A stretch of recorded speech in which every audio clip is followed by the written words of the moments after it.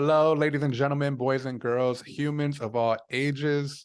I am your host, Miguel Rivera. Welcome to Real Talk with Miguel Rivera. Joining us today is Dr. Kathleen Losi. Our guest, Kathleen Losi, is the founder of Growing Scholars, an organization that seeks to empower kids with the social, emotional, and behavioral tools to make the most of their experience at school and in life. She calls herself a developer of scholarly habits as she provides learning opportunities for kids to create successful strategies for themselves to thrive versus just survive. As a lifelong learner and a big dreamer, Kathleen is now changing the lives of the children she coaches outside the traditional classroom. Kathleen, thank you so much for joining us today. Welcome. Hey, Miguel. Good to be here. Thank you so much for inviting me. And I see some friends in the audience and my husband, Bill, as well. So I want to say hi to David and Adrian. Thank you Awesome. again. I'm really happy to be here. Definitely. I think we're all excited to have you and looking forward, just to our conversation today. And also thank you to everyone for joining us. We appreciate your time for being here. Kathleen, I'm really intrigued by your background, number one, and that really consists of everything. And one of the things that caught my attention, and I would like to dive right into it, if you don't mind. Well, first, can we talk a little bit about, I understand that you've been a teacher for 24 years, and you recently stopped teaching, and you're currently working on, you started the organization called Growing Scholars. Can you talk a little bit about why you stopped at this point in your career and why you started this organization? Absolutely. So let me say I come from a family of educators, Mm-hmm. and I've taught in 3 different states. And I just was getting to the point where I decided that after I finished my doctorate, it was time for me to launch myself into something that my husband and I made the commitment to move to Colorado. And so it was just a perfect time for me to end the school year knowing that I was going to be leaving. And so I took a leave of absence, but um, it was just a good time to take a break. And the thought of starting over and learning and teaching in Colorado just didn't interest me. I was applying for jobs like crazy in the spring. I was applying for principal jobs and in interviewing, and I just really stopped to listen to myself and my heart, and I realized that I just couldn't do it. I just didn't want to do another year in the classroom. As much as Mm, I love teaching, right. I wanted to do something different, and I wanted to do something bigger using all of my talents. And I wanted to challenge myself beyond anything I'd ever done before. And quite honestly, I'd turned 60. I know Bill probably doesn't want me to say that, but I just kind of championed for myself and said, listen, the next 20 are going to be the best 20. Right. And so the idea of going back into a classroom just didn't interest me. I just, like I said, I realized that after I finished, or I was still kind of in the throes of doing my doctorate. Quite frankly, I wasn't finished with it, but I Mm-hmm. knew that I had something completely different to offer using all of the years of my experience and using all of the things that I had learned in grad school, but as well as in the School of Hard Knocks. Right. So that's why. That's basically the real reason I left the classroom was because I want to give more and give differently. Hmm. I like that a lot because there's so many, well, teachers do a lot, number one, right? So thank you for your service, I think is an okay thing to say, right? Because Oh, yeah. I mean, teachers do everything, it feels I'm like, so right? proud of that service. Yeah. Absolutely. I have, it's so funny because when I look back on my career, there would be times when, my husband, who's a CEO of a company, would be relaxing on the couch. And I'd be sitting just grading papers and, planning lessons and thinking, oh my gosh, I can't forget to talk to this kid tomorrow because I really need to Mm, tell him some personal stuff and we're going to have this meeting. And then I'm strategizing that. And I'm still looking, over at my husband thinking, and he is a hard worker and a total badass. But I was working long hours weekends, holidays. In fact, I just was talking to somebody who was telling me they weren't going to be experiencing the holiday except for Thursday because they had so much work to do. And I'm thinking, but Wow. wait a minute, this is your break. Right. But teachers don't take breaks. That's the thing about us. Mhm. We're so passionate about what we do. We love kids in a way that is a lot like how I equate it to how nurses love their patients. We Mm. just want to do more. It's almost like we can't do enough. So when we think of another way to approach a lesson, or we think of a different way to talk to parents that might get their attention, we want Mm. to do it. And so we're working forever. Anyway, but I am learning entrepreneurs kind of do the same. It's, that part of my life has morphed into something different, but I do work pretty hard now too. How long have you been wanting to be an entrepreneur for? At least explore that, aspect of your career. That's a good question too. So I think along the way, there were Mm-hmm. many days, many, late nights when I would say, damn it, I could be making so much more money if I was Mm-hmm. getting paid for this time that I'm doing all this Right. work. Right. Or I'm so creative and clever in some things, why can't I monetize that? There's got to be a Mm-hmm. way that I can figure out how to, break the glass ceiling in my little Mm-hmm. piddly income that I was making it as, whatever. So I think all along, I've always in the back of my mind thought, what are you really capable of? Mm. What can you do outside of this classroom? Um, and so my so gracious to my husband is who is helping me with the opportunity because I'm struggling. Mm-hmm. But anyway, so I think all along I always wondered what else can I use my talents for, and Right. could I start a business doing the stuff I really love? Because growing Mm-hmm. scholars is like the best of what I enjoyed as a teacher. I don't have Mm-hmm. to worry about the academics. I'm not worrying about scores. It's not Right. that. I don't Right. tutor. But what I do is what I love doing the most. And Mm. it's creating these intense, deep relationships with children that allow them to know that they've been seen and that I Exactly. accept them as they are. Right. And then learning or using strategies to help them be their best version of themselves. It's their Exactly. uniqueness and their you-ness that I like to help them understand is a wonderful thing. And then how Right. can you use that and be successful is kind of what I realized along my teaching career, that those are the things I love doing most. Right. And a lot of the times kids just want to be seen, right? And want to feel cared about. And if you can do that from the Right, get-go and expand on that, you can even right, have more of an impact, like you mentioned, the skills and tools that teach them and how to incorporate in their lives. So right. you hit a key point, just making them feel seen and heard and listened to, I Mhm. think is really, really important. Two Yeah. things, two things come to mind as you were speaking. One of them, you mentioned, how teachers are just nonstop, like on the go, right? There's even out there, one person you mentioned not using their break for themselves. And then another thing that came to mind before I forget was, how can you monetize something you're passionate about? And right away I was thinking, during COVID-19, the pandemic, which you did your dissertation on, we'll go into that too. Um, a lot of that started to happen. A lot of people started to go shifting. Like there had to be a shift. There had to be a pivot. Like people were learning Mhm. Zoom, but also a lot of businesses, started to expand entrepreneurship and so on. But so going to the first point, with teachers not taking that break, like how much of that is teachers not, obviously passionate and doing that extra work to prep, plan, grade, all of that. How much is that is that the actual passion and preparation?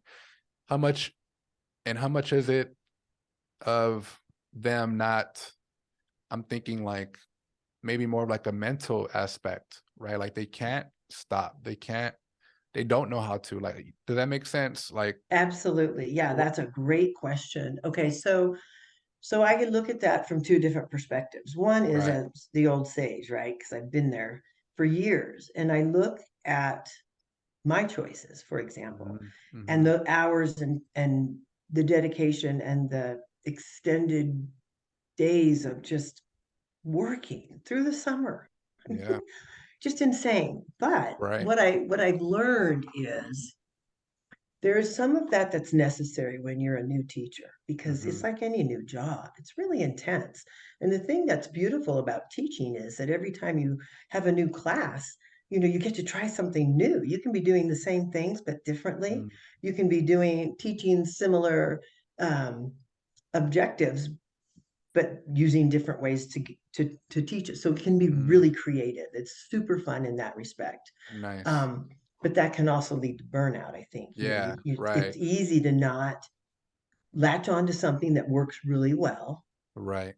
and then repeat it. I wouldn't even look at my lesson plan book from the year before. And I wrote copious notes. I mean, I had great lesson plans written out in detail, Mm-hmm. but I'd put them on a shelf because the new class would roll in and I would think to myself, okay, so what am I going to do with these kids and what's my approach going to be this year? Right. And invariably it'd be different. And that was a Mm. lot of work. Yeah. However, it was super interesting for me. That's part of how I kept things really fresh was I Mm. was not reinventing the wheel, Mm-hmm. but definitely um, getting a feel for the group and just, you know, adapting what I did. But Mm. in terms of working hard, this is a weird thing. So I learned over the last several years that working hard doesn't mean working better. Mm. And so working better is a much better approach for teachers. And I would love to have an opportunity to work with college pre-service teachers and have a course on how to take care of yourself and how to do the job and have a life. Because one of the things I teach my growing scholar kids is life balance.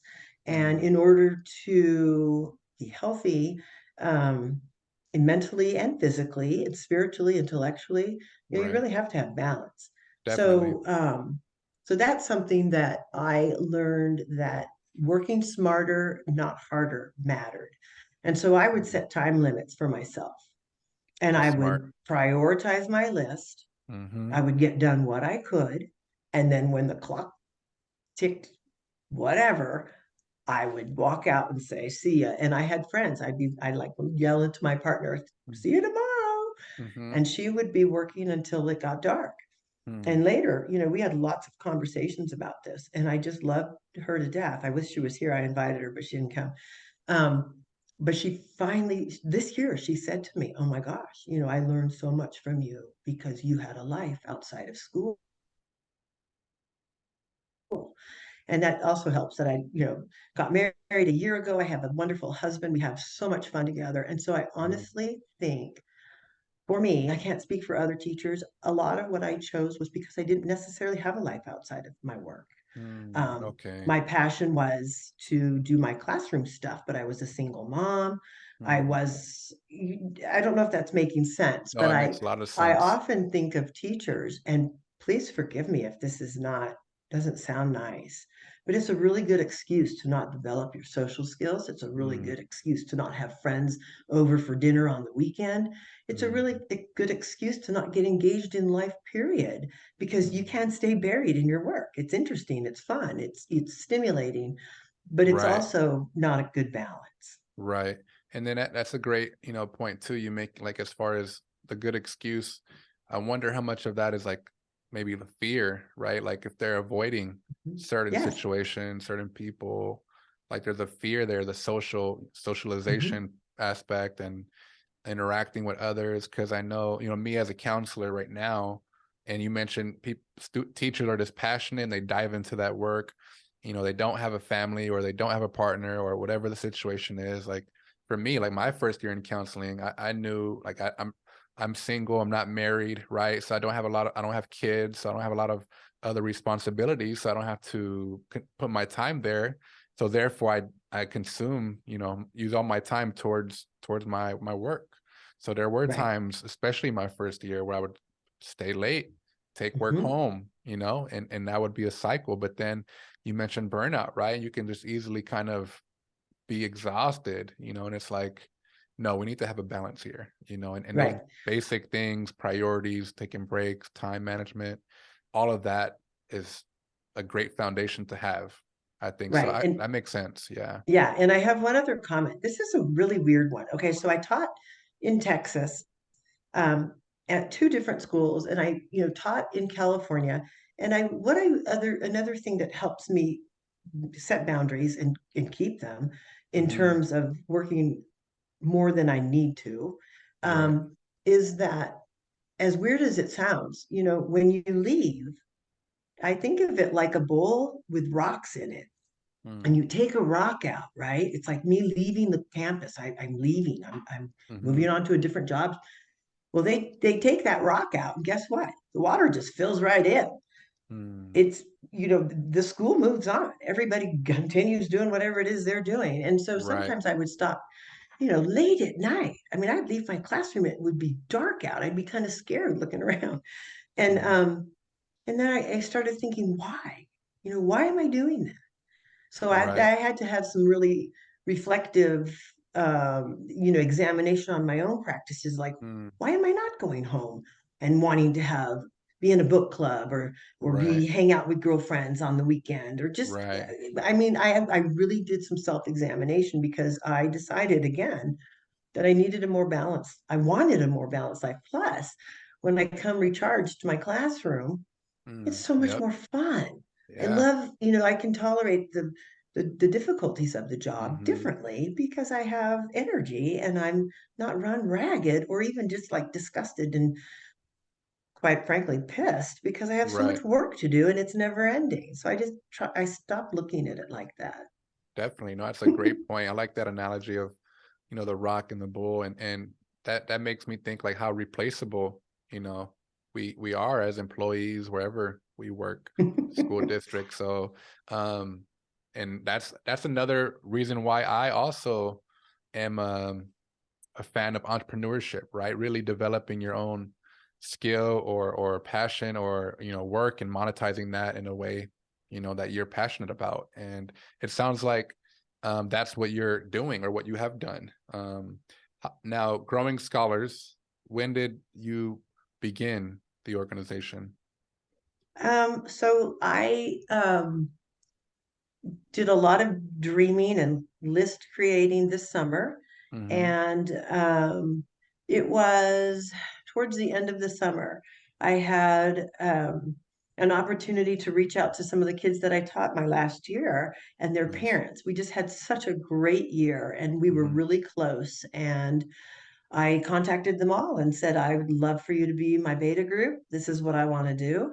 And I had one-on-one counseling sessions, or not counseling sessions, but they were just informational Yeah. sessions with their Right. parents. And I had, 8 parents jump on board and say, not only do we want our kids to have an opportunity Mm. to learn this behavioral stuff, we want them to want more from school. And Mm. so that was part of I mean, so it's a learning experience for me. It's super interesting because, I thought I'd be setting up kids with morning routines and bedtime Right. routines and homework routines because it's really Right. habit. I love the idea of working on kids with habits and helping them Right. think about those kinds of things to change Mm-hmm. their behaviors for success. But a lot of the kids I'm working with are extraordinary.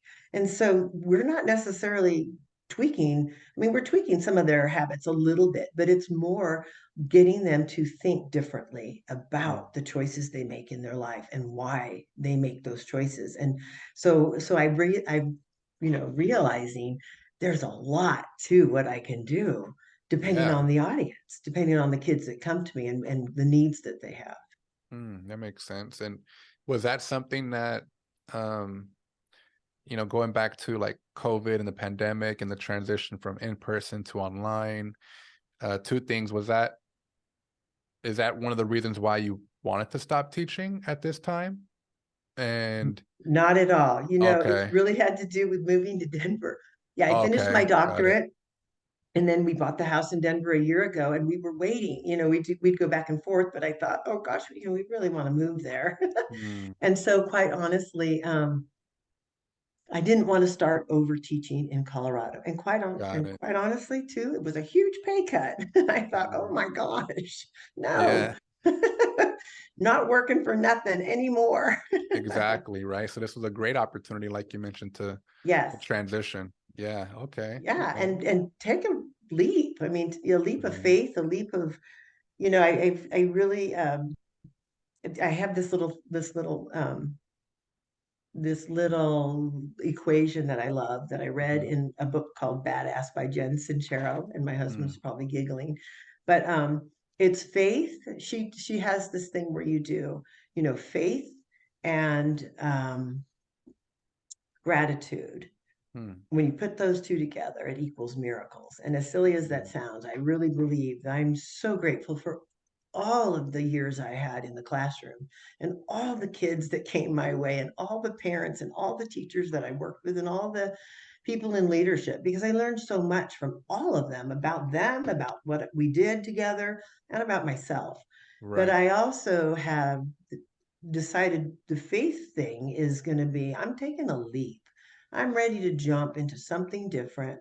Mhm. Um, I'm in a very stable, happy marriage relationship, and I have this opportunity. I can't not do it. I can't Right. live this life and not try this. Exactly. That's one that makes me think about, like, recently just reflecting on just life. Like, if this is the only life we have and that we know of, it's, what are we, why are we doing things that we don't love or we're not passionate about? That's exactly right. It's like, It- let's do what you yeah, love, right? Do and what you one of love. right, and one of the phrases I say to my students every time we get together, we meet weekly, is your purpose in life is to be the best version of yourself. Hmm. So it's that simple. So what does that mean? Ooh, let's go find out. And so all the exploring and all of the learning and all of the things that we do, that's one of the foundational questions I ask them to think about. Okay, so is Hmm. this going to help you be the best version of you? Well, Right. maybe not. Then maybe that's not a good choice, or just whatever. But that's kind of what I like to use as my foundation to drive a lot of what I teach in Growing Scholars, because I Right. really feel like what you just said. If we have this one chance, and you Hmm. have even any desire to just do big things or do different things or Hmm. go outside the box, then I want to encourage everyone to take advantage of that. And I don't know Exactly. if this is off topic, but I do a lot of reading. And Hmm. one of the things I did when I realized that I was starting to dream differently than Hmm. how I dreamt and thought about things as a classroom teacher. But I read a book by David Goggins. Do you know who David Oh Goggins yeah, I is? read I have his book on my shelf. Oh my God, Yeah, I love total David Goggins. freaking badass. Oh yeah. Yes. So Heck David yeah. Goggins wrote uh, Master Your Mind Mm. and You Can Do Anything, or something like that. But Right. his story, I would combine. I use Audible. I don't know if Oh you know yeah, the app on Audible, where you Amazon. can listen to Amazon, books on right? tape. Yeah. Yeah, Oh, so I Audible. would Yeah. Audible. Yeah, so I Hmm. would I would combine my love for hiking and being outdoors and Hmm. getting exercise with reading. So I would have David in my ears listening Oh. and talking about all the stuff he did and all of the incredibly difficult challenges he put in front of himself. No one Mm. asked him to do any of that stuff. He Right. chose to do it. And then another book that I read was about Scott Kelly. The Mm. astronaut Scott Kelly Yes. and his Mm. year in space, and it's called Endurance. Mm. Oh my gosh, talk about motivating. Those two books alone, because these are two just ordinary normal people Right. who, Yeah. in Scott Kelly, he doesn't say he had ADHD, but he couldn't focus in school. He was squirrely. He got bad grades. And then and David Goggins had all kinds of family problems. And these two men just absolutely embraced life, embraced challenge, and took themselves to a place that they Mhm. probably, I mean, who would have ever dreamt that they could do what they did? And so Exactly. those books were just huge in terms of their impact on me, saying, I'm just an ordinary person too, but why can't I dream like that? Yeah, exactly. And I think that's one thing we, everybody forgets about. Like, we all have the same 24 hours, right? We're all human. We're all, we just, it's just how we navigate, just what the spaces that we put ourselves, the questions that we ask, how we use our time. Like, time is a currency, right? Money is just a tool for us to, go from one place to the next. And if we could kind of shift our mentality a little bit and not think so much just whatever the norm is and read, I think reading is great. Then man, there's so much out there for us to do. And all we have to do is go get it, Yeah. So, How did you decide to do your podcast? What led to being a counselor to being a podcast master? no, not even. Thank you for that, but they're actually separate. So, like, one counseling is one thing. The podcast is more of like personal thing that I've just enjoyed doing. So as far as podcasting, I just love having conversations with people. I love learning. I don't. I'm not the type of person that believes that they know everything and all that. And then, so I love having conversations. I love to learn, and it happened going back to the pandemic. Like, how can I connect? How can we connect? How can we share stories to create impact, to inspire people to pursue their dreams, right? And Yeah. so that all really kind of stemmed from online, learning and just being at home, not being able to do things. So that really made me think like a podcast would be a great thing just to build that community. So the idea of it started in the beginning of the pandemic, and then I didn't start probably until maybe early last year. And I was started telling people, and people were like, yeah, like, have me as a guest, have me as a guest. And I thought, all right, well, when I get there, I'll reach out. And so I kind of structured it. A lot of people that I follow have podcasts. For example, Joe Rogan. We were talking about Joe Rogan a little earlier. Brene Brown, a lot of these people who I'm fans of and I follow and read on. So I kind of took a little bit of each of these people and put it all in one and put my own spin to it, and then started it. And Wonderful. so I've always had the idea of it in my mind, but I never created it, and Right. so that's kind of essentially how it all came about and where we are today. Yes. So You know, I'm it's yeah, yeah, interesting you mentioned the pandemic as being the catalyst to help you understand how you could use technology different to connect.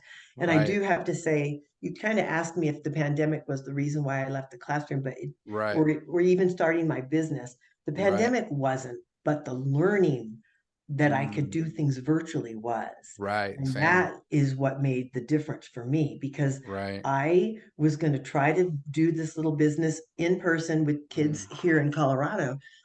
And then I started thinking, why would I limit myself, man? I'm going national, right? I've right, got a friend in New exactly, York that I sent my mm, stuff to, a friend in Texas, friends in California. So I'm trying to mhm, grow it, differently. But it was because of that new awareness that kids are right, amazing on the computer, and so am I. I can do yeah. it too. Let's meet online. Yeah, exactly, Yeah. right. Yeah, Yep. and then for me, the counseling aspect. So little bit of couple things there. So I have my own foundation, Dream Big Project, right? And we provide mentorship. And during the pandemic, it's like, hey, we can meet on Zoom.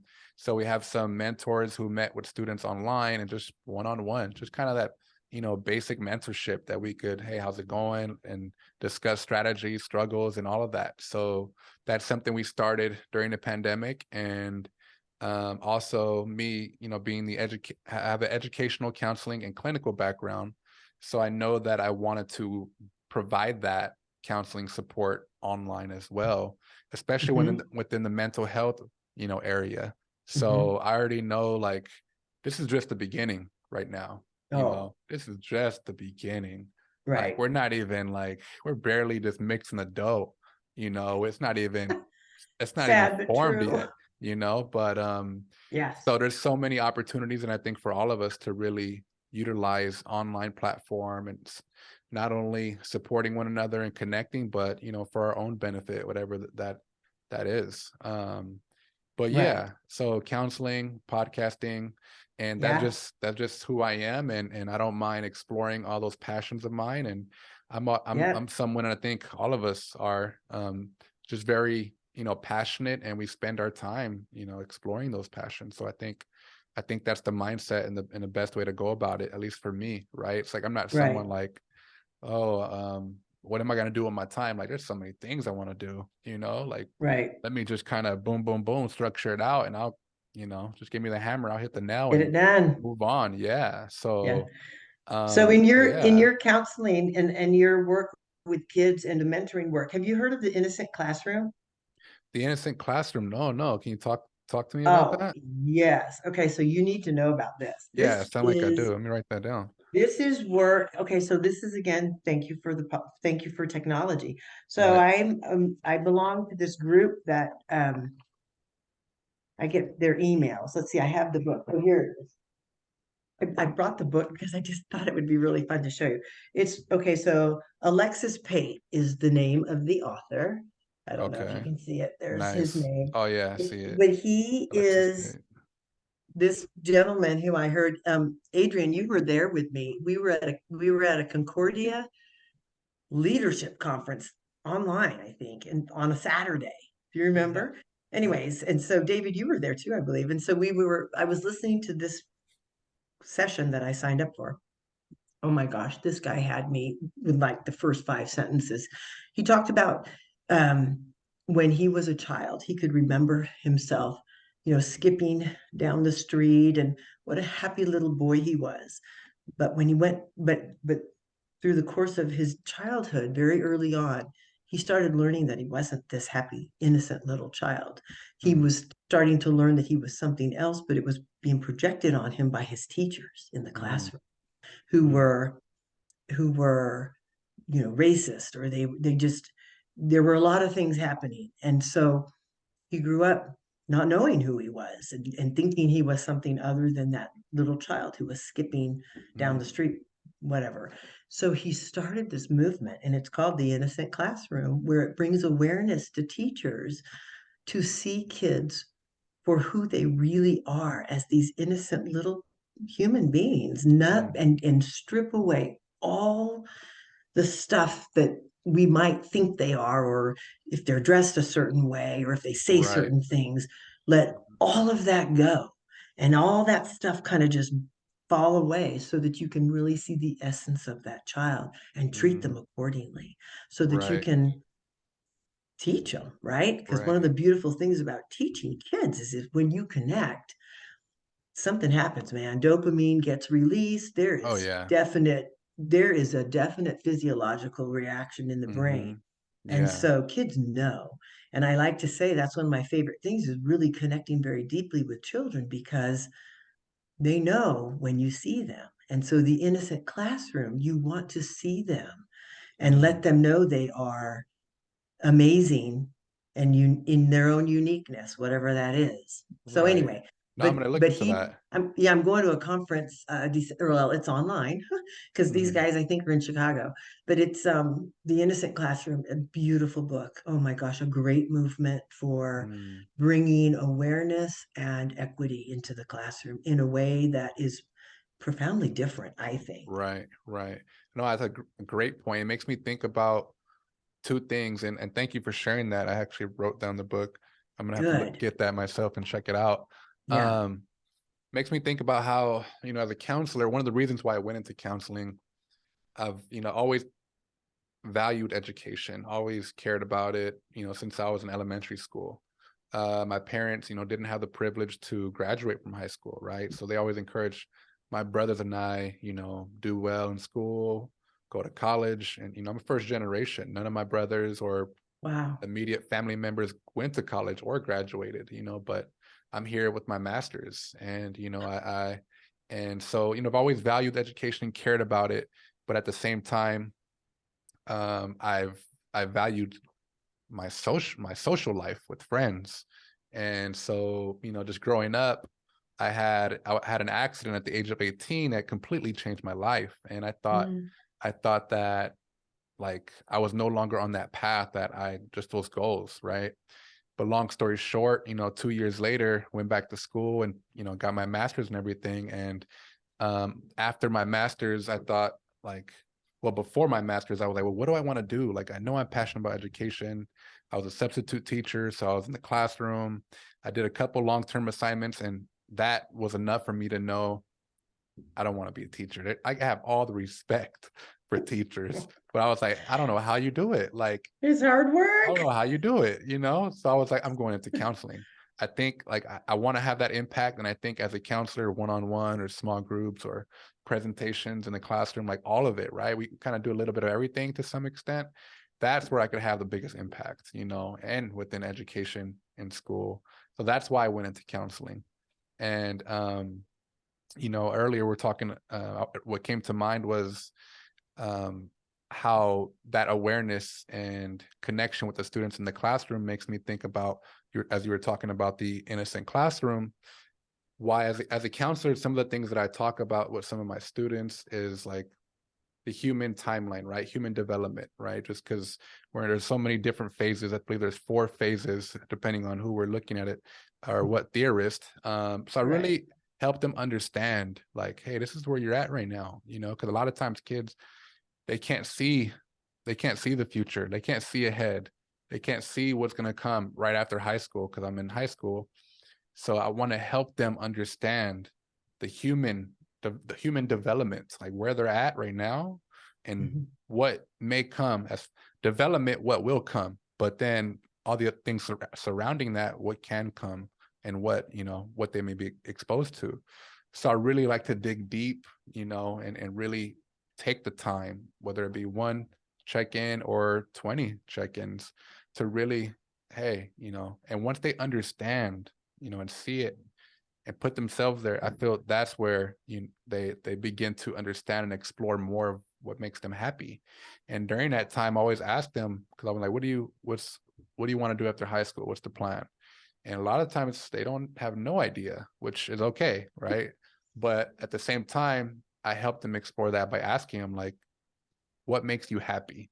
You know, let's start there, because you want to pursue what makes you happy, not what people want you to do, you know, not what your parents want you to do or Right. your teacher wants you to do, your friend is doing, like what makes you happy. And I think that's more of those conversations we need to have everywhere, you know. Yeah, And so that, definitely. So yeah. that makes me think of two things. One, thank you for that work. I tell you, there's so many kids that don't make it to the graduation, Mm, don't make it to graduation day in high school. They right. fall through the cracks. And so when they can connect with a counselor like you, Mm, who is very passionate about developing a deep relationship with them, they are seen and that right. changes their world. It Mm, changes everything. Kids, sometimes I get so frustrated with the way that our schools are run.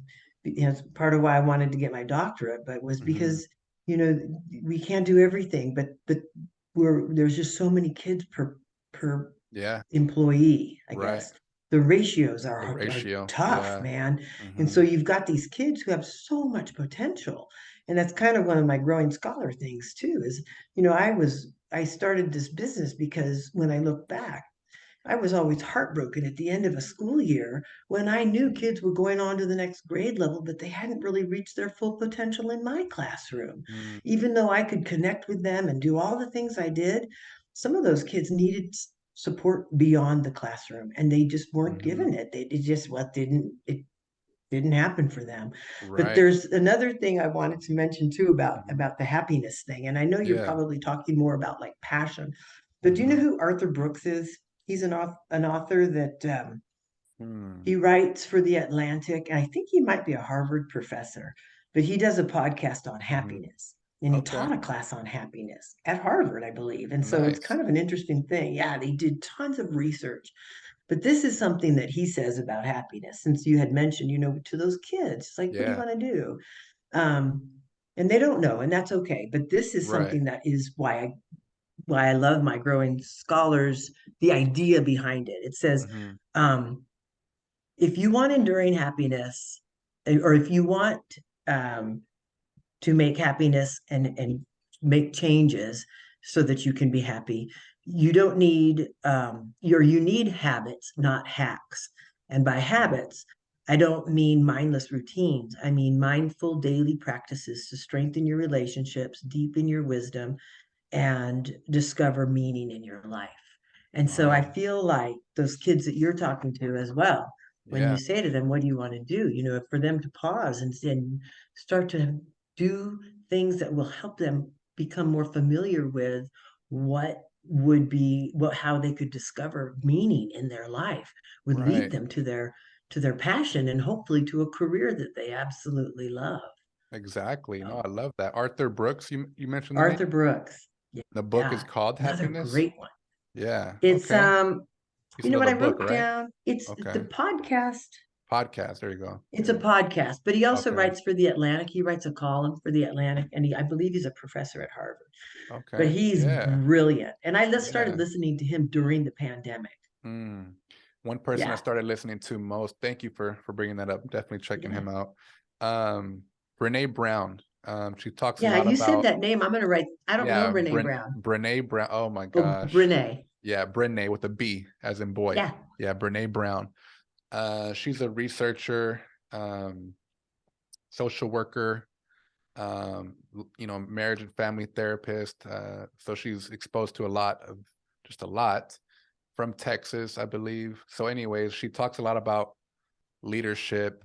One of the recent books she's done was on vulnerability, and Mm, um, and one thing I learned was how a lot of people try to avoid being vulnerable or showing weakness or talking about their fears or sharing their story, in certain situations. And she talks about how that's like a lot of people. She did some research on, I forget the sample size, but she calls these individuals like the wholehearted, and these are people who are successful in different areas, who struggle, who succeed. And one thing that she identified that was a huge difference from them and others, and this is just general, I'm talking about here, but one thing that she identified is how they see vulnerability, how they talk about vulnerability. And the thing was that they don't see being vulnerable or vulnerability as a good or a bad thing. Like, it's a part of the process. Like, you're going to struggle, you're going to face your fears, you're going to get hit in the face or whatever the case is. Like, you're going to do that, and that's expected. Compared to the right. non-wholehearted, they avoided that. They didn't want to go through that, and Yeah. that's one of the reasons why they weren't where they wanted to be compared to the wholehearted who were successful. So she talks about vulnerability a lot. The book I'm currently reading is called Daring Greatly by Brene Brown. And it's awesome. And I think vulnerability is a hot topic, an important thing, right? Like that's kind of like the foundation of a lot of it, and for me Mhm. personally, I'm okay with it, but there was a time where, I did avoid talking about whatever the situation is, and we're all open to talking about whatever we want, but that's where the connection comes in, right? Being Right. vulnerable transforms lives, right? Not only yours, but others, because you're planting that seed, you're making Right. that human connection, and boom, Right. all it is watering from there. Oh, But yeah, that's a beautiful thing. Yeah. yeah, yeah, Yes. So I used to make my students do a handshake, high five, or a hug at the door to nice. get into my classroom.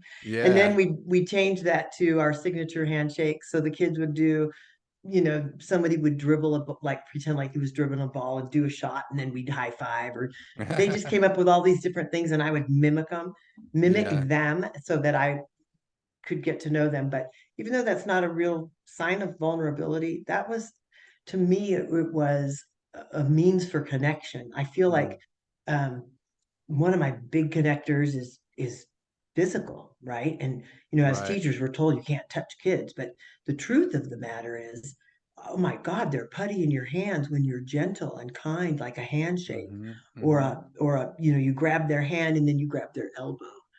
Sometimes I would grab my students' shoulders, like when they were during testing, I would go up. This is totally off topic, and sometimes I would just gently, touch their shoulders and just Right. or rub their back and say, "You've got this," and walk off. And Mm, it was just so powerful. So I feel yeah, like that kind of vulnerability was magical. It yeah, did things for those kids that, I mean, some of those kids, I don't think they ever got hugged. They would want to hug and not let go.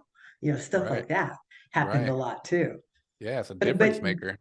yeah, but one other thing you said, and this is not the same as vulnerability, and I know Mhm. that, but it made me think so much about growth mindset, Mm, where you are not afraid to take chances and take risks. And one of the things I do with my growing scholars, and I did this in the classroom, but mhm, I think it's a lot of people do it now too, and teachers should do it for themselves if they're not, but um, as well as for their students. Carol Dweck did a lot of research on kids who succeeded and then kids who didn't, and she said, or they thrived, I guess. And so what the kids who thrived were the what she later termed kids with a growth mindset, and the growth mm, mindset meant they weren't afraid. They mm, were putting themselves out there and they try new things and they were excited by challenge. They mhm, were excited by even failure because that just meant, oh man, I got to try it a different way. And then they'd go mm. at it again and they'd, work at problem solving and just Yeah. other types of puzzles and problems so that they could um, be successful and just know that they've conquered something and learned. Mm, And then there were kids who didn't want to even approach any of the problems or any of the puzzles because they didn't want to look like a failure. That's more of the fixed mindset. You're probably familiar with it, right. but Yeah. it just reminded me a lot of that and encouraging kids to take chances and learn. Exactly.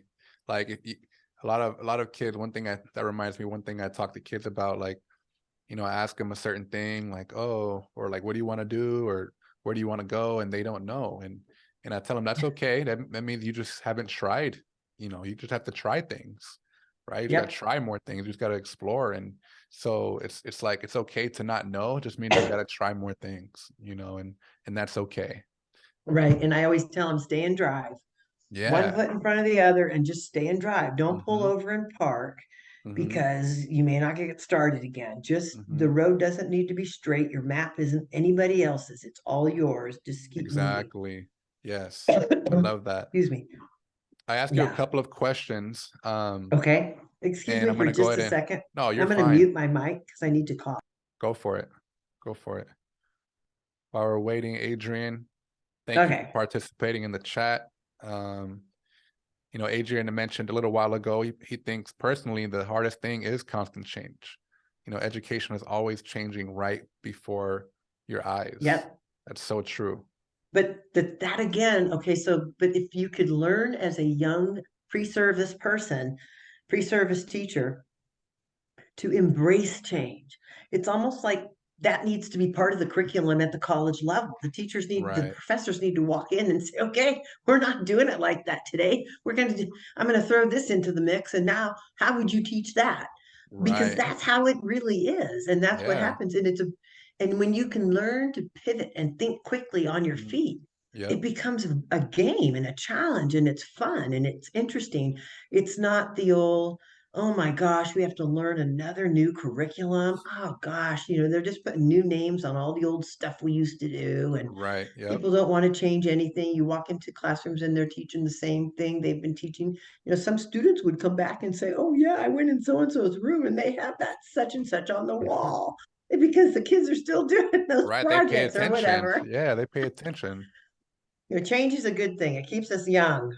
Exactly. Yeah, what can I make a comment? Go for it. Go for it. Okay, I wrote that because as education is constantly changing, you want to think outside the box.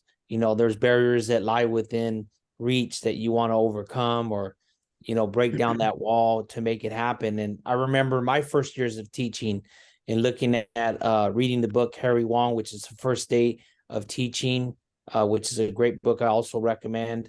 And I just remember teaching my classes, and I wanted to take the kids outside. Mm. We're constantly inside, indoors, whether the AC worked or not. But let's go outside. Let's explore what's out there. And now they're actually building schools with no walls, trying to. It's like pure 100% hands-on experience. Like if you want to Mm. know about erosion, you're taking them to the beach by the hillside. Yeah. You're letting these kids feel the sand, and you're explaining to them the changes. So I think education has grown tremendously. but at the same time, it's you got to constantly be on your toes because it's forever changing. And if you want to make impact as kids are coming in to this society, you want to definitely have that open mind, that open perspective. Right. That makes me think too about how, I forgot where I read this or where I heard about this, but how education hasn't changed, hasn't transformed. It's always been desk and an adult, right? It's always been the teacher and just teaching students, and it's always looked like that. So yeah, you're exactly, that's an important point, Adriana, you mentioned. It's always looked the same. So taking them outside, changing up throwing different things in the mix is really, really important, including going out of the classroom, and lesson planning or curriculum that we're introducing to the students, I think is huge. But thank you, Adrian, for that. Appreciate it. Just a reminder, anyone want to have any questions or any comments, feel free to add them in the chat throughout the episode, or you can raise your virtual hand. I think there's a button somewhere. By all means, we'll get you in the mix. I do want to transition to the questions, Dr. Losi. So one question I had asked you was, what are you currently up to? We talked a little bit about a lot of that, right? A lot, essentially, this past year has been a big year for you as far as important things, changes going on. You recently retired from the classroom and are now transitioning to create a life that you would truly honor, your authentic self, right? You call it your next 20, right? You made the decision to leave the traditional classroom where you taught for 24 years, K through 12 in Texas and California, to follow your dreams to be an entrepreneur. You're passionate with connecting with kids. You're passionate about connecting with kids and shining a light on the wonderfulness that makes them so powerfully unique. And you want to introduce them to concepts and strategies that will increase their understanding that the choices they make as a young person matter, and how positive choices contribute to maximizing their potential, leading to success in the classroom and beyond. I love that. You also added, you research, create, and write curriculum that you teach during virtual sessions to kids, which you mentioned a little bit about the 8 students I think you met with families. And you're currently in the process of onboarding new students now for classes that start after the new year. And you're also learning the ropes of marketing, setting up a website, fee scales, and just how to establish and run a business, which is exciting. I think that's something that's very exciting. Also, you taught 3 days a week. You substitute teach in Denver. I don't think we mentioned that, but you're substitute teaching in Denver and surrounding areas to keep your posts on what is happening in the classroom. I like that. You really want to, hey, what's going on here? What can I throw in the mix, right? And then also you defended your doctoral dissertation. Congratulations. Teachers, and your dissertation was Teachers' Coping Process, which I want to talk about. Coping process in transitioning from traditional to remote instruction during the COVID-19 pandemic. Can we talk about that? The research you did, what you've learned, the questions you ask, all of that. I'm intrigued and excited about that. Can you start? How did that even come about? Obviously the pandemic, but how did you approach it? Well, again, I'm so interested in how people think and how that leads to their actions. And so when it came time to figure out what we were going to write our dissertations on, I was jealous of a lot of the people in my cohort, like David, who knew exactly what they wanted to study, because I really didn't. And so they kind of came to me as this idea of a new awareness. Again, kind of that's kind of a theme in my life. I like to look at things that I don't know very much about and try them and learn about them. So through the courses in my doctoral program, I decided that I wanted to do the type of study that's this. It's a phenomenological study. So I was going to be interviewing people to get my qualitative data, and it was an exploratory process. So I was starting out with exploring the topic of how teachers transitioned, how they coped during the transition. And then I was going to refine that newfound data by following it up with my quantitative research, which was, survey driven and more number driven. Right. And so I had to, do a review of literature, which was substantial, 30 to 50 pages of reviewing stuff that already existed, which of course there wasn't a lot. So especially peer reviewed. Right. literature. But I delved into some really cool stuff for me, just Hmm. about learning about Yeah. online learning and online teaching and what that looked like, and the history of online teaching, and Hmm. how it's, it started out with paper, and these, I can imagine these leather packets, kind of like the Pony Express. I mean, it's way back in the early 1900s. There was Wow. correspondence courses that were available to kids that were living on farms or in very Oh. rural areas, so that they could be educated without having to leave their homes if the schools weren't able to Oh. reach these kids. So anyway, Hmm. so that just kind of just, as technology was developing, Right. the kids could be delivered the information differently. Hmm. So but I learned a lot about best practices in terms of just teaching in general. And then Hmm. I tried, I used that and applied that to teaching online. So, but Hmm. the information that I came across was there just wasn't a lot of it towards the Right. end of COVID, or towards the end of when I was finished with my review of literature. New articles were being published, which was very Hmm. interesting and helpful. But I had to say stop, right? Yeah. My big joke with my cohort is the best dissertation is a finished one. And I Hmm. had to stop researching. I just had to say, okay, I've got the information I need for now, and I'm going to move Right. on. But new articles are continually being written. So Definitely. Yeah.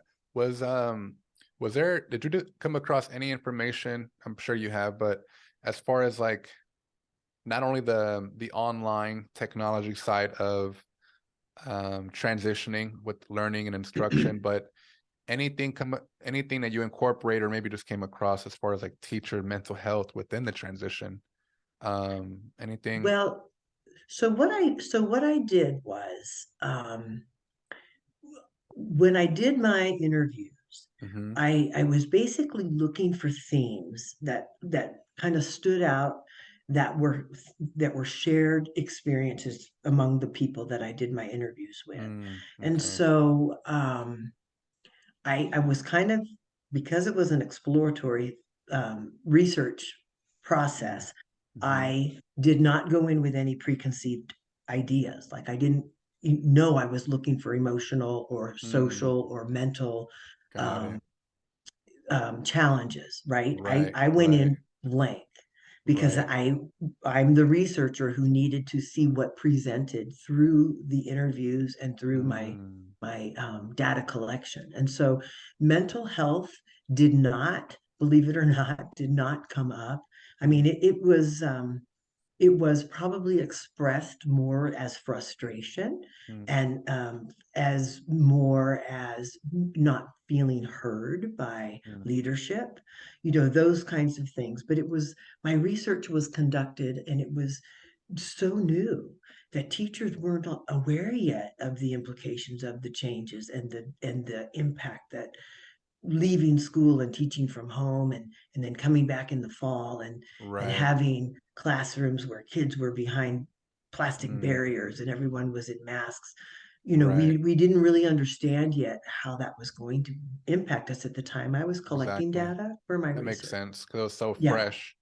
yeah, it Right. was really early. In fact, well, you can ask me more questions, but I can tell you some of the No, cool tell stuff that us. I learned, which Yeah. again, it was very early on. Hmm. Yeah, no, I find that to be fascinating and a great, great topic to do your dissertation on. So congratulations again Well, on thank you. defending that. That's awesome. Yeah. I still have in the back of my mind wanting to pursue my doctoral one day. I haven't quite Oh, decided do yet, it. but You but know what I'm gonna say? Do it. yeah, Live your best life. right, exactly, right. You're right. You know what? I'm doing it. Let me go apply right now. No, Do I'm it, just do kidding. it. I know. After I finished my master's degree, so here's a little Hmm. plug for Concordia. I Yeah. loved the support. They have cohorts at Concordia, and I don't know, it just worked out so beautifully for me to just Hmm. continue on. And the last day of our master's classes, everybody was talking about how grateful they were that it was all over, and they're like, "What are you going to do?" And I said, "Well, I'm enrolling in the doctorate program, and they thought I was crazy because I, did 5.5 years of grad school all in a row, but I wouldn't have done it any differently. I can't tell you how grateful I am for that experience. And then I listened to my heart and took the challenge and did it. Right. If I can do it, you can do it. I mean, Yeah, that's the message, right? exactly. If you want to do it, do it. Yeah. Oh It's yeah. there for you. Appreciate that. How many people did you survey or interview? And how did So you go about my to select those Okay, so individuals? that's a good question. My survey, okay, so this is the thing that was really challenging about my research Mm-hmm. is that I chose to do the school district where I was working because at the time we were becoming very aware that school districts were not allowing researchers on Mm-hmm. campus, never mind Right. getting anywhere near their Right. employees because of the stress levels, right? So that was Right. just another thing, was a researchers here. Mm-hmm. So I was a little bit nervous about that. I did not Mm. want to have that be a problem. So I worked in my own school district, but even there, I came up against a lot of obstacles, Mm-hmm. and it was really more in terms of wanting to protect the teachers. Mm. So when Right. I wasn't able to um, get the participation that I really wanted Mm. because I couldn't do it the way I wanted to. It had to be done through different channels that were Mm.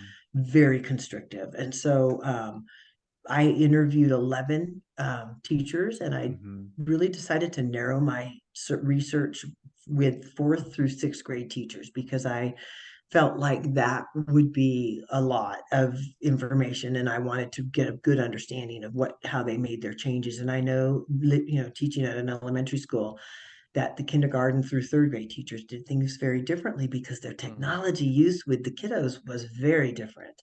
That's And true. so I Yeah. I didn't really want to get into the differences just because of the grade levels and that kind of thing. So Right. I narrowed it to fourth through sixth grade teachers, and then I went Mm. to different campuses.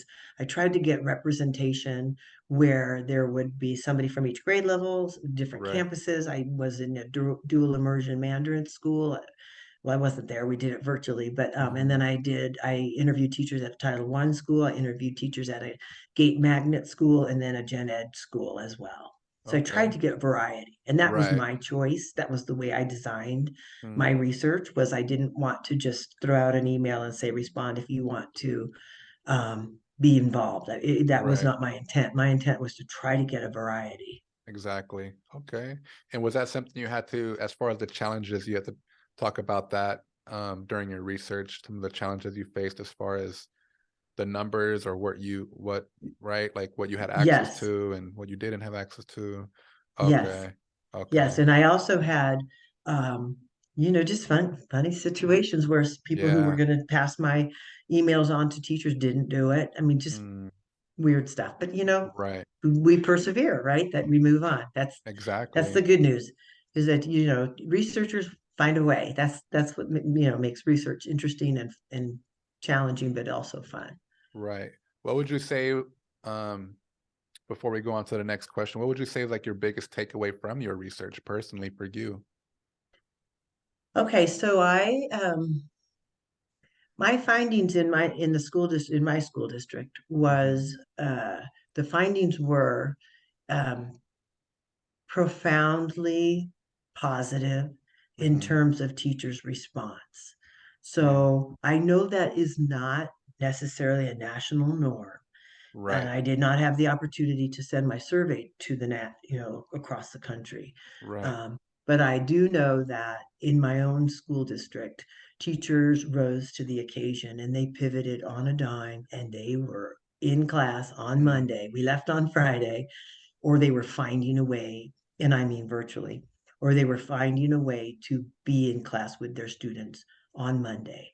And mm, across the district with the different people that I interviewed, everybody had tremendous challenges, mm. but they were responsible and they persevered. And so I think I was telling you earlier, I Yeah, I was came gonna up with a mention that. term in my Mm-hmm. dissertation. I'm hoping I can write a book about it, but it's called responsiverance. And so to Mm, me, one of the qualities of a good teacher is somebody who is not only going to be responsible to their students, but they're going to be persevering regardless of the circumstances. And so Mm. that was the biggest finding. I just am so in awe of teachers. I think they are the heroes. I just admire teachers. I want so much to support teachers Mhm. across the country and around the world, because they didn't shy away from that difficult situation. They felt responsible and they worked their butts off to Mhm. figure out how to connect.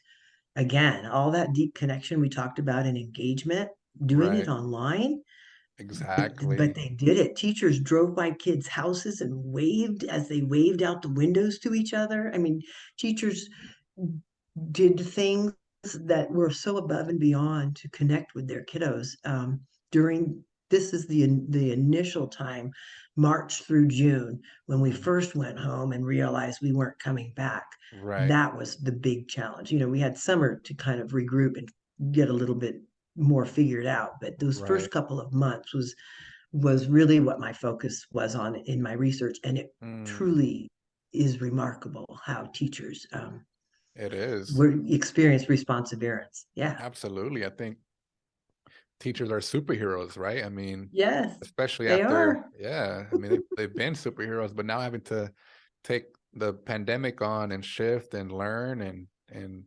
refocus, like that's a huge challenge. So, Right. thank you again for your service as a teacher. I really appreciate that. And I think all of us appreciate it. Another question I asked you, what do you think people underestimate about you the most? And you responded with, when I make up my mind that I'm going to do something, I do it. I also think they underestimate the power of my love and ability to connect with kids. That connection really matters. The kids know it, and so do I. Mhm. Can you expand on that a little bit? Why you decided to respond with that? Well, I feel like I've always been the person who does things differently. Mm, And in some places that's championed, and most places it's not. And right. so I have just learned to, when I make up my mind, I'm just going to do it. And so I Mm, have learned to not be influenced by what other people are doing. And for mm, example, when I moved to California a few years back, mm, I told my principal I was going to have a classroom that had, a variety of seating, a variety of desks. And this is not new, right? People are right, doing this right. all over the country, but not in my Hmm. school. And Hmm. so I went, we had this storage room with all these tables and chairs and all this junk. And I went through and rummaged up all these tables. I took legs off of them. I extended legs. So I had tables where the kids could stand, where they could sit on pillows on the floor. I had Hmm. yoga balls. I had traditional desks. I had every kind of seating that was available on the campus somewhere, Hmm. that nobody wanted. It was all the rejects. And I brought them into my classroom, cleaned everything up. And I let my kids, and this is the other thing, teachers thought I was absolutely crazy. I let my students choose where they were going to get to sit. They Mm, got to tell me why they wanted to sit in a certain place, and how that would help benefit them as a student.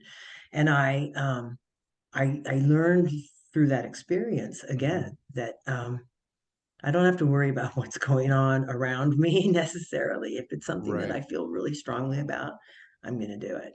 Nice. There you go. That passion, right? I love Hmm. that. Not taking no for an answer and also exploring, the Trying new unknown. stuff. Yeah, trying new things, right? If we're telling kids to try new things, we We should be want setting to that be an example. example. Exactly. Yeah. The I other asked, thing you mentioned yeah. too, that was the connection with kids. And Hmm. that's something I think just has fueled me my entire career, Mm, is just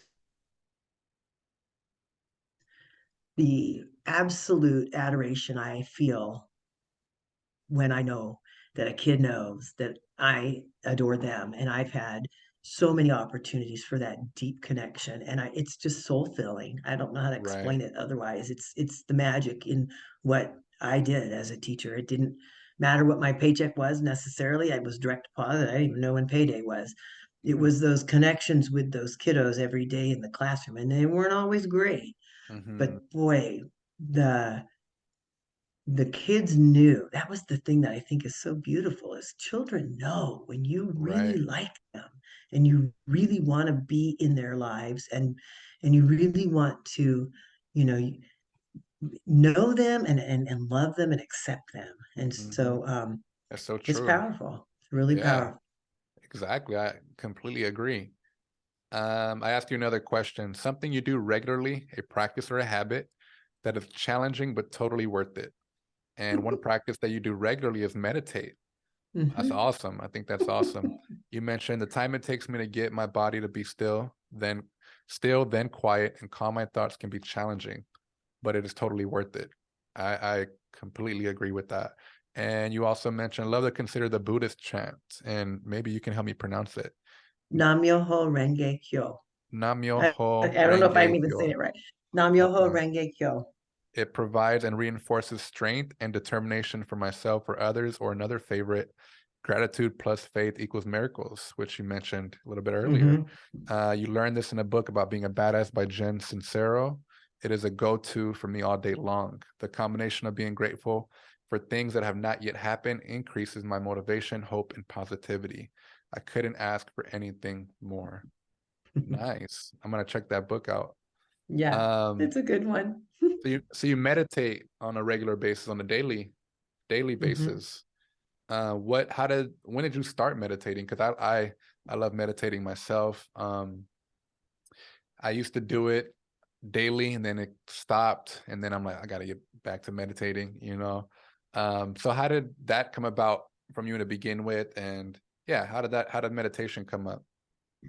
Okay, so to me, that's all a part of the whole mindfulness thing. Mm, yeah, And I think, again, as an educator and one who would get really grumpy and tired and feeling burned out many times, I right. had to have these tools that I could use to keep my sanity, I guess. And so the mindfulness thing became something I would do in my classroom. I went to a little Mm, session at a professional development one afternoon, and another teacher led it.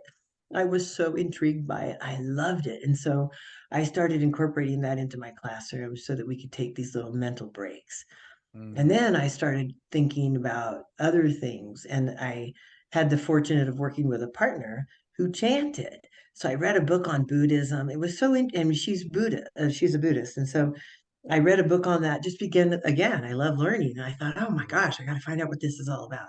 And then she told me the chant, and she said, do it. Start saying it. Say it whenever because I would go on 3 mile walks in the morning before work and to get exercise, whatever. And she mm, would just say, when something's bothering you, just chant. You can do intentions and not and whatever. And so right. that got me through some really tough times of just a variety of things, not just work. But I Mm, realized the calming effect it had on me. And I'm sure mm, you can tell that I have a yeah. lot of energy, and I've got a lot going on in my head, a lot, all the time. And so Mm, I need to have this calming activity so that mhm, I can make sense of all the things that kind of flip in and out of my head. And right. so chanting is a perfect thing. I also have to say that I have uh, I have this opportunity to clear my head. Mhm, And one of the things I've learned about meditation for me is that I allow my thoughts to enter my head. Everybody does meditation differently, but my method is not to have just complete stillness anymore. I've allowed mm, myself to be me when I'm meditating.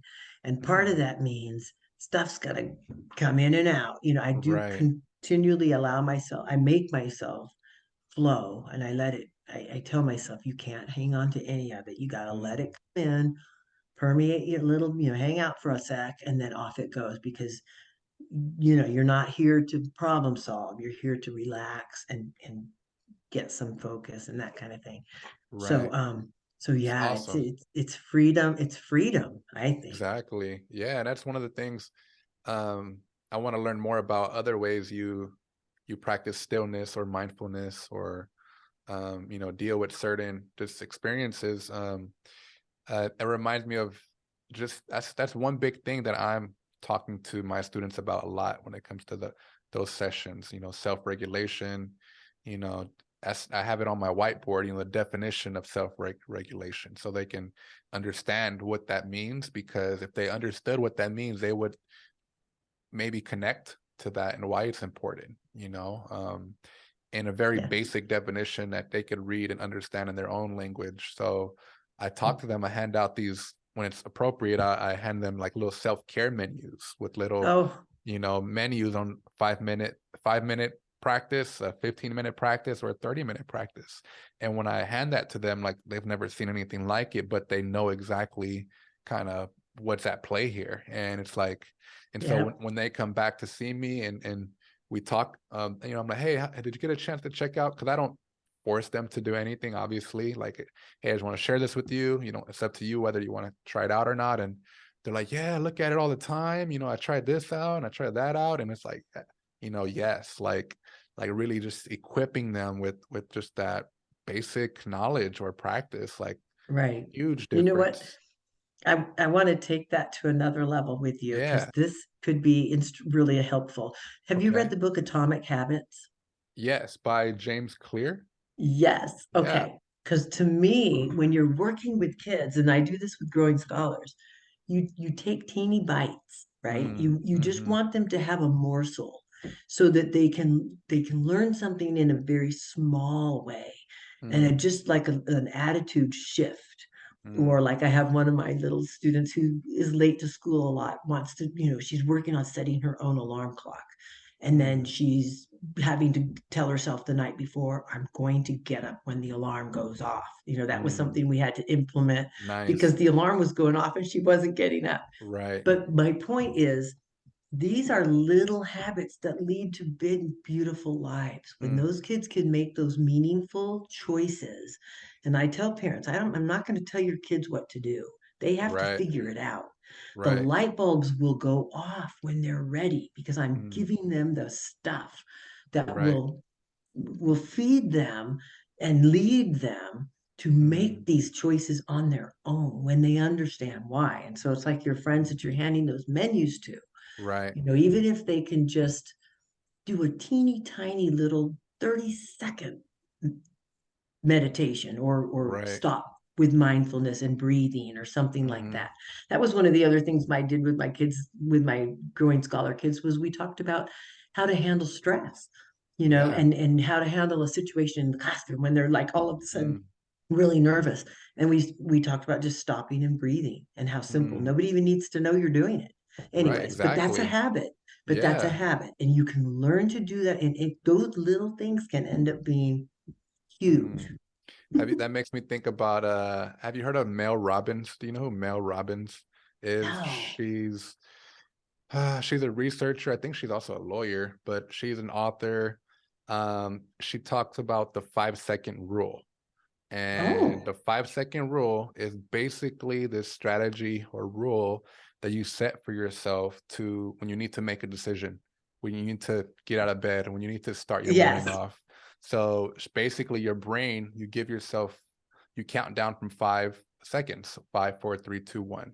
And when you do that, right away, you transition. Like, all right, I'm gonna do this, 5, 4, 3, 2, 1, boom.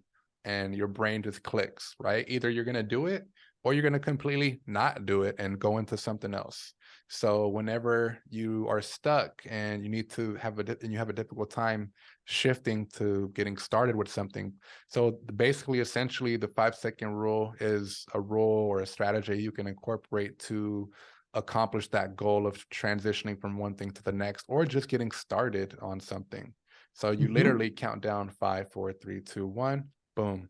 And I as you love start, it. yeah, and as you start doing that, your brain will make this connection, and it'll just be easier to shift and start Love it. and get things going. So the 5-second rule is something I incorporated with myself, and yeah, Mel Robbins is her name. She Yeah, I also has wrote a that down. podcast. Yeah, she also has a podcast that I listen to. So Oh, she's that's awesome. nice. Yeah, Yeah, another yeah. so another thing along the same lines as that is Jen Sincero talks a lot about being a quick decision maker. Ooh, You yeah. can change your decision later, but be a quick decision maker, because Right. when you Mm-hmm. just can't, hem and haw, it's like, come on. Mm-hmm. Anyway, Mm-hmm. so that's interesting. That connects. Yeah. Yeah, and Yeah. I do the 5-second rule counting down in the classroom all the time. Always. Transitions were Yep. always, when I say 0, we're moving on. So I'm going to count down. Here we go. Right. And I would, 5, That's one thing I anyway. wanted to ask. What you mentioned practicing some things in the classroom. You're 24 years in the classroom. From your experience, what have you tried in the classroom as far as like you mentioned the 5-second rule? What other things have you incorporated or tried that have been successful or maybe not successful? Well, one of the things I did, okay, so having kids get to pick what kind of a chair they sit on, whether it's a Right. pillow on the ground or a yoga ball or a traditional desk or standing at a table, was Mm, hugely impactful to mm, my relationship with those kids and their relationship with me. Because the deal right. was, you had to behave, right? So they did, because they didn't want to lose their privilege. I mean, those were Mm, privileges. They weren't just their right to sit there. But right. but I had a bell. It was a chime, and I would hit the chime, Mm, and we would just stop until we couldn't hear it anymore. And that was just a mm, very quick, easy, peaceful thing to do. If the class was getting a little bit louder than it should have been mm-hmm. while they were doing collaborative work or whatever, instead of going, "You guys, let's turn it down," I would hit the bell, Yeah. and then everybody realized, okay, because as a teacher, you train them, right? You Right. teach them. When you hear that chime, it's meant for us to all kind of just take a Mm, moment and let's reconsider the volume of our voices, right. stuff like that. Right. But I also do what Adrian did. I would take my kids out all the time. I would take my kids out just for a break, just for a walk around campus, get some sun.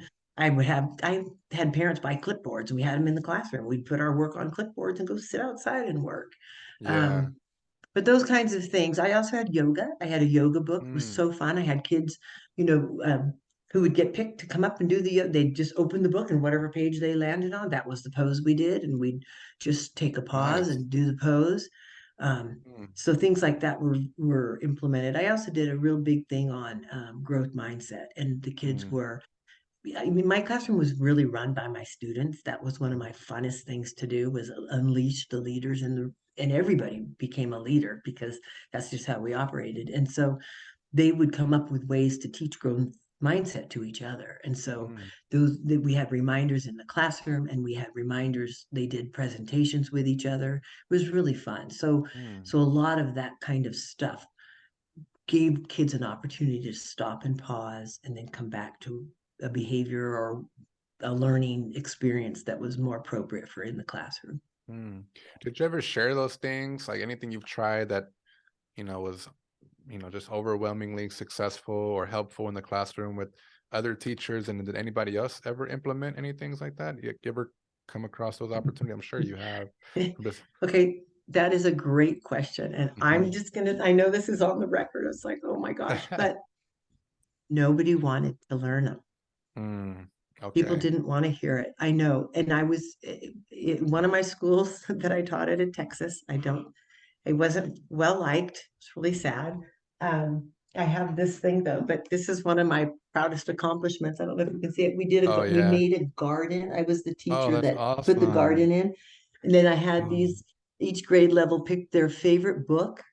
And that oh was like, yeah. you can see Narnia. the Oh Narnia, yeah. Willy Wonka Wonka. Chocolate Factory, And Whoville. but so I was that teacher who was super hands-on. Parents were in my room all the time. It was just super collaborative, really usually loud space. And I wasn't that principal didn't care for that. And then when I moved to California, I let my principal and I got along great, but the other teachers didn't, because I didn't do anything the way they did. And so I don't know how to answer that question except to say no. No one ever wanted to Right. know more. Mm. I kind of would think, I know like a lot of teachers have their own, they have their own thing and they want to stick to that. I kind of Yes, thought that might be the case, but it's always, I mean, like, hey, like, something, let me try it. right. That wasn't what you got out of that. I think Okay. no, and I think the teachers that I worked with were really successful. They just did things Okay. differently. And I Right. think we all have different comfort zones. And Hmm. my comfort zone, chaos is, controlled chaos is what I call it. And Hmm. I love it when everybody is just so involved in whatever it is they're working on, and they have, they're talking in their small groups. or Mhm. whatever. My classroom was not the room that you would walk in and it would be absolutely silent. Mm. That just didn't happen very often in my classroom. The kids were out of their seats, very intentionally planned by me. There was lots of movement. There was lots of parts and pieces to what they were doing. And again, very intentionally, because I'm working with kids. I wanted them Right. to experience their learning, not just have me deliver it to them. That wasn't the kind of teacher that I Mm. was. Exactly. No, definitely. I can get that from this conversation. I can definitely get that from you. That's awesome though. I think we need more teachers like you, right? Um, Well, I don't know. I think I have a lot of extraordinarily successful friends, but we mm, do things very differently. And I think that's good for kids, right? They need to have mm, different experiences. right, exactly. David mentioned in the chat, I would love to see that menu. Okay, yeah, definitely can share that with you. No problem at Neat. all. Adrian, great job, Dr. Losi. I have another meeting at the 10. So proud of your hard work. I would listen to hear the rest of the podcast. Stay motivated. That's right. Oh, Um, love it.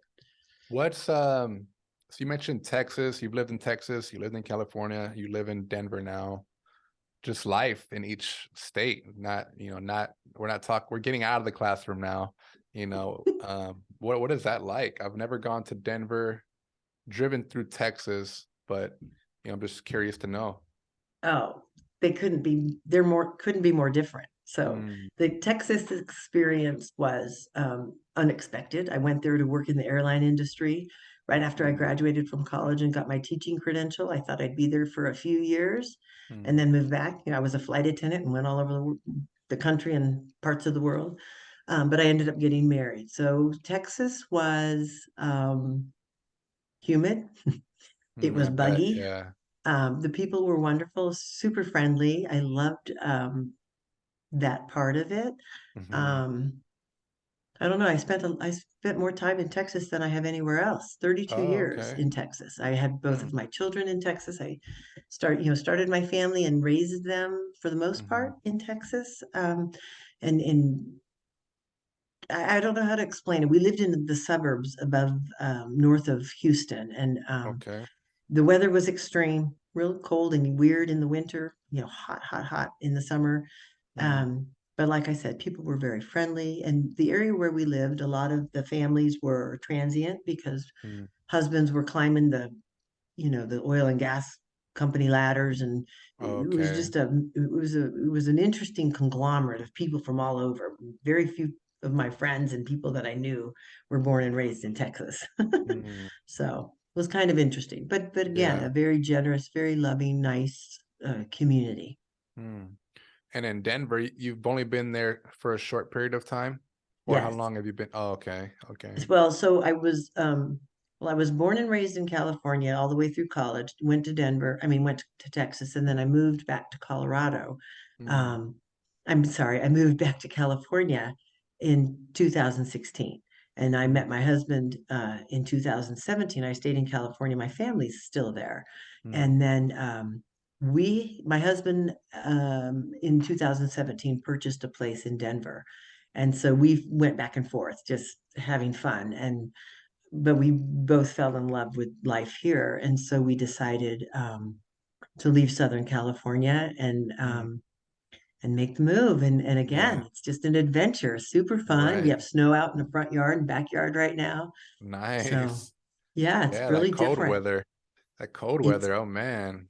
Yeah, but the beautiful thing is that I don't really want to give out my secret, or well, it's probably not a secret, but Denver, the storms don't linger, so Mm, they blow over, and we get this beautiful snow, and then they keep moving, and so the next day we have mm. big blue sunny skies. It might be in the 40s, so it's chilly, Right. but the sun is out, it's beautiful, and everything is pristine with all that fresh snow. It's I was just gonna say it's incredible. probably beautiful. Yeah, it It sounds is. beautiful. And I just experienced my first fall, Mm, real fall, and the colors right. that I saw on the trees in my neighborhood were just breathtaking. I couldn't stop taking pictures. Mm, It was just yeah. fantastic. And again, I visited, but living is a different thing. And I love that my husband and I decided to take the chance. Hmm. My husband is working remote. His executive offices are in Irvine, Oh, California. And so he's running his company remotely, kind of like what wow. we talked about with COVID. So he Right, learned during that time that even though he can't be away all the time, he can do some of it right. A lot remotely. of it. So that's why we decided to move. Nice. That's awesome. So Yeah, there are times where he flies back. yeah, exactly. And I Okay. go with him because guess what? I'm not teaching anymore. And that was one of my criteria when I Mm, decided to not go back into the classroom.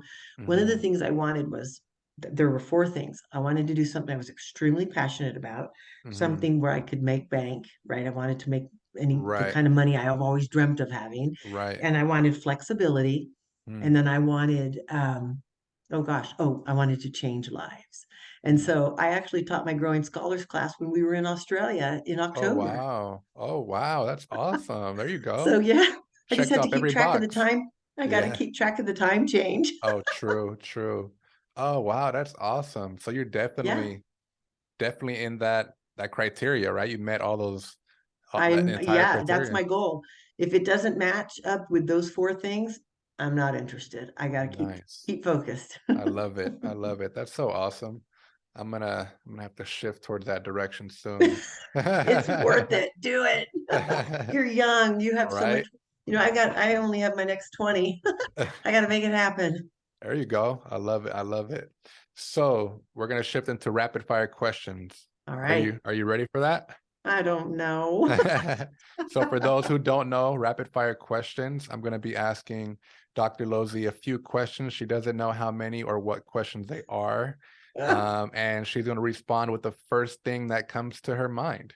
All right. No time to think. Just respond. I can't All do the righty. 5-second rule. No 5 second rule here. It's more of a one and a half max. Oh no. All right. So here we go. First question. Tell me one thing you are grateful for. My family. What's on your nightstand? Pictures of my family. A snapshot of an everyday moment that gives you true joy. Sitting with my husband, talking about our day. Nice. If you had to pick one skill or tool for all kids to understand and incorporate in their lives right now, what would it be? To embrace their beautiful uniqueness and not be Mm, afraid to be different. okay. What boundaries have you set in your career that have helped you with your success? I go by those four things I just told you. Mhm. If I'm passionate about it, if I can make, monetize it, if it helps me stay flexible, and if I can change lives, those are the boundaries. Everything runs through those filters. I love it. One piece of advice that you want all listeners to take with them after listening to this episode. Live your best life. Ooh, there we Live go. your best life. And then the last thing, how can people get in touch with you? So you can contact me through I'm working on my website. Remember, I'm doing it all by myself. Right, But I right. have an email address where you can reach me. And do you want me to say it out loud?